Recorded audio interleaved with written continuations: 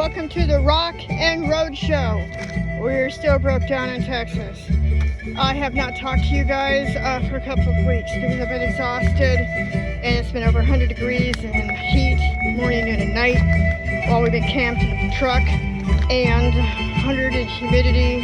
Unfreaking believable. I spent about $3,000 in 4 weeks trying to get the vehicle running, operating, moving, legal, and staying in one lane and getting down the road more than 20 miles per hour, 25 miles per hour, or 40 miles per hour, and keeping it from rolling and wrecking and crashing. And what else? Oh my God, the leaks and the brokenness and reservoirs that wouldn't hold fluid. Last time I talked to you guys, we were working on the radiator, and it took me a couple of weeks to specially order a radiator, get the radiator in, and then get a mechanic to put the radiator in, and that was over $500. What else is there to say? So it was the radiator dilemma, and during the radiator dilemma, the windshield washer wiper fluid bottle broke a bunch of times. I had to fix that. Windshield wiper fluid wasn't coming out of the nozzles on the windshield, and took care of that. Later on, one of the windshield wipers completely rotted and fell apart and fell off, and I upgraded those and put bigger, better ones on there. They're badass now, and it fixed the windshield wipers so good that we can take a shower while we're sitting in the front seat. Yeah, that's one of my signature things that I do. I don't have a problem with working and getting windshield wipers to work pretty good. Right there, yeah. Look how high that water goes. It goes all the way to the top. It actually goes up to the wind vent there. It comes inside and hits us. It's great. You got to take a safety pin and you got to dig these puppies out. But I had to use a bunch of rust spray to clean the rust off this truck from one end to the other. There's little tiny holes in here. You clean them with a safety pin. But then your lines have to be clean, and you gotta sneak a little bit of Lucas snot down inside the windshield wiper fluid bottle like you do your other fluid bottles eventually, and clean that out. Oh, it took me over $100 to clean the engine block and the chassis and the body and the frame. There's still major leaks, and some shops were trying to charge me for stuff that didn't need to be changed, so I just had to keep cleaning so to see what the fuck was going on. And the most recent thing is that I'm still having to deal with for the last few days in a row, and that hasn't ended, is that a dealership in Killeen, Texas, called Patriot GMC, are a bunch of fucking assholes and shouldn't even be in fucking business. They charged over $2,000 for a bunch of work, and then come to find out I've been doing the fucking work. They charged to do the bunch of jobs a year ago, which they didn't fucking do half of them. And I suspect that they didn't even do the valve cover changes, that the valve covers are still leaking. They didn't change the steering fluid, that's for damn sure. I showed you that in the beginning in a very early on video, and showed you it was black like mud. Well, I read some receipt documents, and they were supposed to have changed that a year ago. There's no way, no freaking way it looked like mud in a year. It's just not even possible. There's been a steering leak, and I fixed the steering leak because the hose was so rotted, it stretched out so far, it literally was leaking, and when I went to go touch it, it came flying off the steering pump. And I put a new one of those hoses in, and got a ton of other hoses done, and got a pretty good mobile mechanic and some pretty good locations to try and get stuff done. And what else for the radiator? Back to the radiator. So during the radiator episode, we were still trying to scout out shady places to go, not get kicked out in the middle of daytime while on the phone, and trying to work on the truck by cops in the local towns. Yeah, that's against the law here to be underneath a shady tree in the daylight in the daytime, especially during lunchtime. That is a sin or a crime here. No, you don't do that. You drive while on the phone, and you eat while on the phone and driving. You do not stop underneath a shade tree. Oh God. Anyhow, it's finally human looking, and I finished the crow's nest finally, so we got some spare water up there. Been trying to be sneaky and get more water up there because we're still hoping to cross the fucking state of Texas and get the fuck out. So we've been broke down here for, I think, over a month because this whole thing started in July. We're still here and now working with one of my banks to try to deny some of the charges because it was illegal for a fucking kiddie poo that sold us the broken truck not to tell us that the steering wheel was upside down. Yep, that took another couple of weeks to try to fix. And that the brakes were shot to shit, there were no brakes, and that the doors were falling off and falling apart, the lights were smashed, that the dealership had fucked up the truck. Yeah, possibly fucked up the heads on one side. They definitely fucked up their so-called tune-up. And that, oh, what else? That the rear main seal is leaking, the oil pan looks like a spaghetti strainer, the transmission looks like a shower. What else? Oh my God almighty. That's why it's taken me so many weeks to get this out to you, because we have just been pouring in sweat morning, noon, and night. At night, we fucking lay in our own sweat. It's horrible. I even got an oversized battery and an oversized fan to try to keep us cool, and we still just soak in our sweat. The doors are still broken. I haven't had the time to fix the doors. He didn't divulge that the back deck wouldn't open at all, that the back deck is busted, and the side door is busted, and the ignition switch didn't want to function correctly because the steering wheel is upside down. Because the entire front suspension system, pretty much, because this had been a moving truck for a moving company. Yeah. So they had fucking trashed it inside out, upside down, backwards, and the frame, in the front and the back, and a rear shock was blown, and front tie rods ruined, and front sway bar links and bolts trashed and ruined. Oh, he didn't divulge any of this stuff, which is illegal. The list goes on. $6,000 in damages that the shops they did go to could do if they fixed the truck, and that was their forte. That wasn't everything extra that they couldn't do. Had to be in a four-wheel drive, four-wheel alignment shop for 3 days, 3 times. And it wasn't their fault. They're a fantastic company. They did a fantastic job. They did really good work and awesome stuff. These guys right here, out near Colleen, Texas, I'm hoping this isn't backwards by the time you see it. Tires to You is the name of the place. Corey is the guy to see over there. They had to try 3 times because it was still wobbling all over the road, hard to keep on the road. It was hard to make corners and turns. It didn't want to stay in the lane still. It was like driving a boat. Anyhow, so the weeks I've been gone and didn't make a show, didn't tell you what was going on. This is what's been, it's been week after week because I have to find a mechanic, and a lot of the mechanics have been wanting me to wait a week out, even though we're camped in this fucking shit. A week before they can do the repair work. A week and the shops. So I've lined stuff up and done 2 or 3 projects sometimes at the same time. All recovered in filth and sweat, miserable. It was 2 weeks to special order the missing rare one-of-a-kind tire key that Kitty Poo didn't give us to get the tires off to get stuff fixed. Oh, someone on Facebook the other night told me that this truck was used as a toy tank.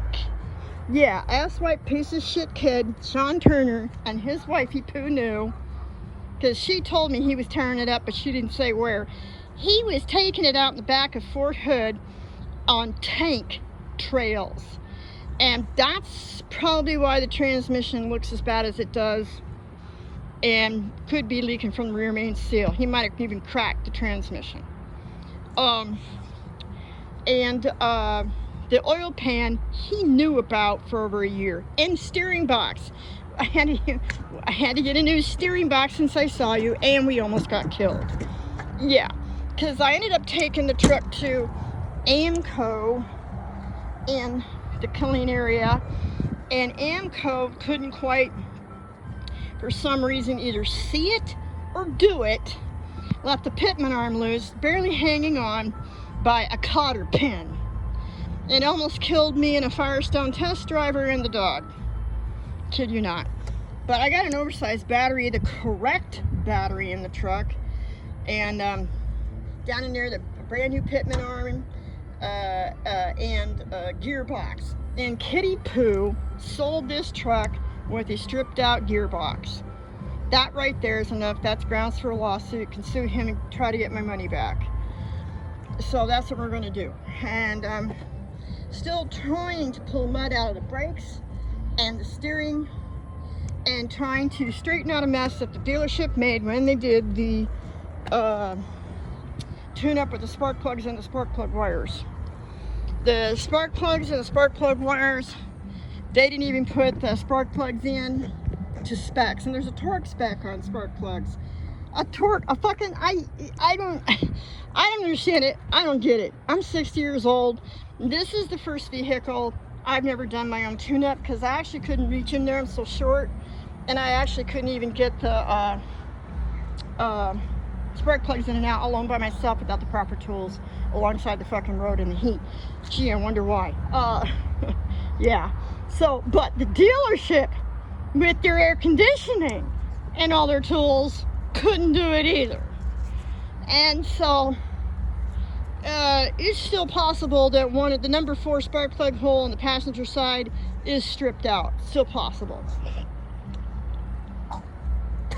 Still possible. I'm hoping not, because that's a whole new head, and that's another lawsuit. But we just rather get the fuck home. And then Kitty Pooh, when they showed me this truck for sale. You can't see it now, it's too dark, but there's a word on the hood and a great big Texas star. They failed to show the weird shit on the hood. The truck also belonged, it looks to me like, some type of a special outdoor program for teenage boys. That's another reason why the truck was so torn to shit.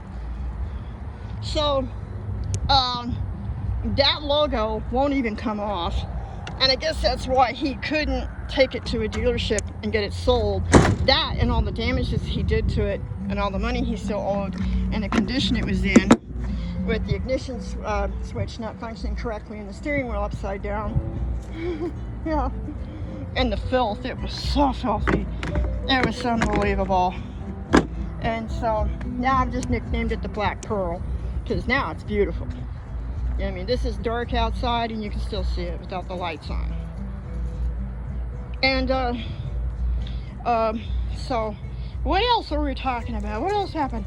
Yeah, the dog hasn't been feeling well. She got poison ivy all over her, and I've been washing her in Dawn dishwashing liquid once or twice a day, and kind of got that under control. Just stay with Mama right here, and you can drive the truck in a minute.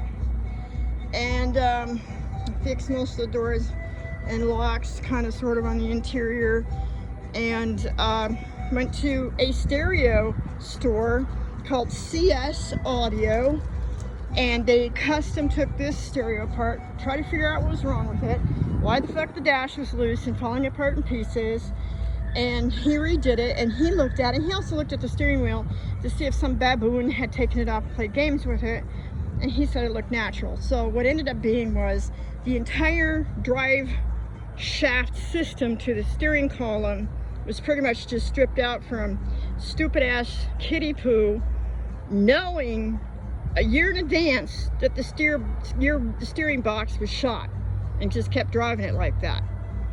And his extra 1,600 miles after I bought it, he just kept driving it, so it just stripped out more stuff. And so that was why it was like trying to drive a wet noodle down the road at 25 miles per hour. It didn't matter. That's why there was like unbelievable vibrating and shaking, and the truck coming apart and falling apart and stripping other miscellaneous parts and pieces. Now it has, he lied about so much stuff, it's unbelievable. Because I contacted some of these companies that also have this truck, so now I know, and I've looked a bunch of stuff up. Now it has super duper pooper. You can't see it now, it's too dark. Oh well, but I tried. No more rust underneath the rear end, and it has super shocks on the back. They're so freaking big and they weigh so heavy, it's unbelievable. They're like more like tank material. But I'm not gonna go to the tank trails and drive it up and down rocks and big dips and pretend like it's a tank. Oh my God, there are some nuts on this planet. I scrubbed a lot of it by hand, try to hand polish and buff a few things, and clean it up inside out, under, backwards, so at least people could work on it and see what was going on. It still has an exhaust leak, it still has a manifold leak. Yeah, and I'm just trying to talk about the stuff that we did repair and we did work on, and I'm just so exhausted, it's not even funny. Here's the pile. I have piles of estimates and paperwork, piles. Yes, come over here, we're not leaving yet. Just try and relax for a minute, will ya? I'm gonna see if I can turn on a light so we can see, so I can try to finish this video. Been trying to do a video for weeks, but been covered in shit and exhausted.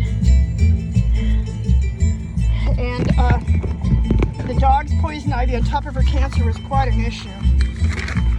So right now, I'm finding out that the fucking dealership in Killeen, Patriot, didn't even bother to do what's called a crank sensor reset. Oh yeah, they just didn't even do that. So that's why it sucks gas and runs like shit. Because when you do a tune-up to these, you have to do a reset. The four-wheel drive was knocked way out. Not just because the inner tie rods were shot, but also rear shock blown, and what was the other? We also and sway bar bolts, and the tires were deflated. These tires are supposed to have 50 psi, and stupid ass kitty poo had 30 in them like a regular tire. God, I'm trying to look at the estimates. Here because there was quite a few on codes. It's been like code after code after code after code after code. A check engine light in the dash the entire time. Everything else has been breaking down and taking care of that. Some of the stuff was an awful vibration, but the vibration when you're trying to drive it and almost jerked it out of our hands, and we almost got killed when the pitman arm fell off. Shocks, pitman arms, steering box. That was, I don't know, a couple $1,000. And I've been trying to get it done the cheap way. Oil pan still leaking. Let's see, oil pan, shocks, hoses leaking. Oil hose was, gaskets were blown up underneath. It was the oil cooler hose, which is kind of important. Some of the stuff I did by hand, alone by myself. I did an oil change, I did a fuel injection cleaning, I did a gas tank cleaning, I took the MAF system apart and cleaned it a couple of times because he had the air box filled with leaves, dirt, and miscellaneous chunks of rocks and chunks of fucking wood and shit. Yeah, I kid you not. And what else got done and fixed? Oh my God, more gaskets, more pans, more stuff, and I'm running out of ideas on what the hell else got fixed because I had to fix the interior also as well. And tons of receipts, $3,000 in about 4 weeks. That's where I've been. That's what we've been doing. No shopping, no fun, no parties, no movies, just a change of clothes.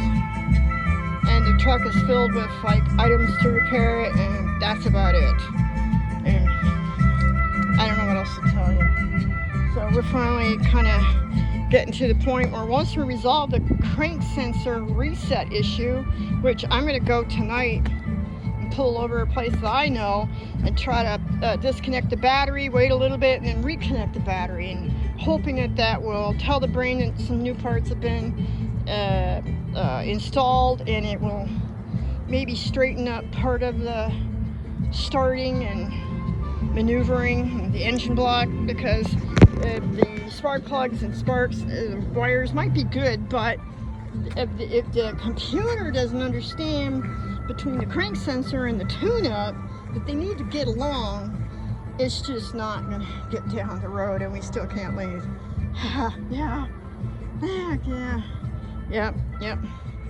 Yep, great, just great. So I bought a completely trashed fucking truck, completely trashed. Everything was fucking trashed. Everything, except the rear axle's not leaking. Yeah, kid you not. Drivetrain even looks like it's got, still might have some future issues and more leaking. Just not sure yet, even with all the cleaning. That's it in a nutshell. That's why I've been gone. And I'll try to do another video sometime when it's not so dark and you can see more. And you see my baby, she's feeling a little better. Yeah, no, come on, why are you running for the bush? What do you think, you're a wild animal? Get over here. She is a wild animal.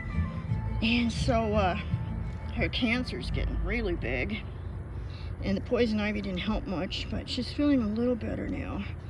She's got a personal fan. She had a seizure last night. And we're still trying. I got a couple of mechanics lined up, and we're still trying, but it needs a reset. And we might be able to get the fuck out of here.